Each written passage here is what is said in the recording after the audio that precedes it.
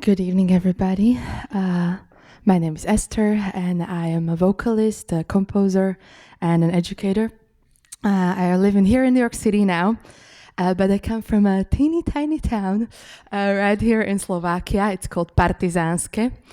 And what I can tell you is, until this day, when I go to our Mestský úrad, the city hall in Partizanske, and I tell them that my occupation is a freelance musician, I always cause chaos because I am the only freelance musician in this town, and they're not quite sure what to do with me and what the procedures are. And so you might ask, how did you even come to this? Like, why did you choose to do this kind of job? And it comes back to my mom, who is a piano teacher and also a vocalist. And she has been doing spiritual music sort of throughout the Soviet era when it wasn't quite the safest thing to do, but she did it anyway and always inspired me with her music and with her courage. And as a young child, this is a little older, but when I was maybe 6, 7 years old, she would always take me to perform with her. So she's playing the piano and I am singing, and we would go to prisons, to rest homes, anywhere where she felt like music is needed. And for me, that was the reason why I chose to do music as a career, because when I saw it in those settings, the audience that came in and the audience that left the room after the performance was different. The faces were different, the people were different. And I felt like being a musician, I can truly make a difference. I can make a change in the world. And I fell in love with jazz.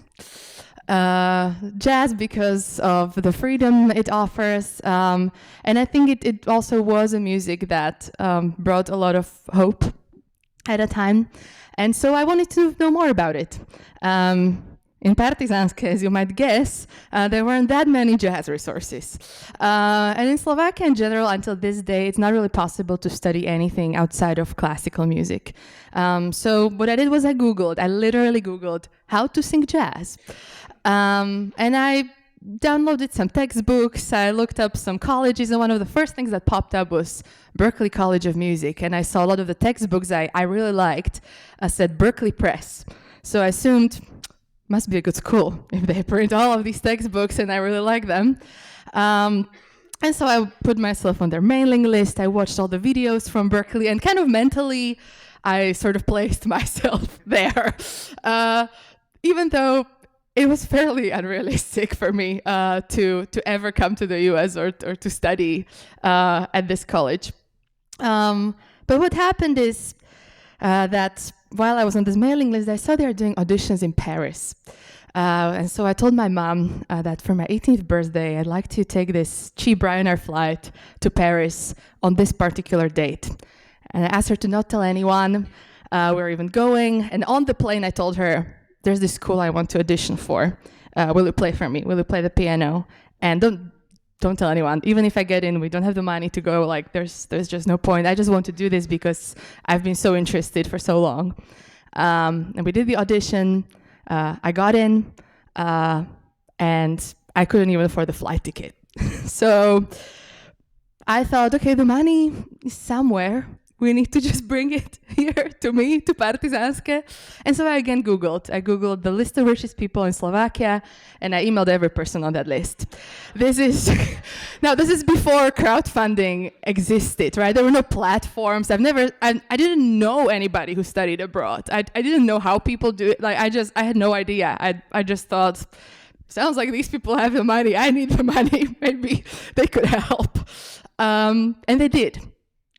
And so what happened is that I found myself at Berklee, the school I was dreaming about for so long and Googling for so long. And it was a dream come true, and it completely changed my life. Here's me singing with Lionel Richie right there.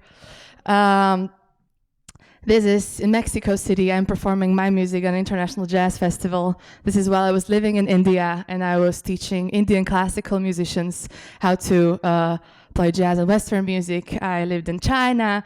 I performed in Guatemala, in Australia, and South Africa. Music really brought me all around the world from Partizanske. Wow. And this is one of my most recent projects. Yeah, we can go ahead. And it's with jazz harp, my original music. Hopefully we'll get the video. I would sing for you, but I don't feel that well. So I'll just play it. And the way this project came about is it was in heavy COVID, and I brought all of these musicians to my parents' living room in Partizanske. And we rehearsed there, we recorded, and I'll just play a little bit of it. That day it rained. He said, let's try that turn. On the wet floor I fell, he didn't seem concerned. Our steps were confused, and our turns were laughable. I'm not spinning if it rains. And you can watch the whole video on YouTube. I'm trying to move. Okay, but this album brought me an invitation to the Grammys, and I became one of the judges in Grammys. So I'm going actually in February, and I'll be judging in 2 categories, which is very exciting. Damn it. Well, thank you.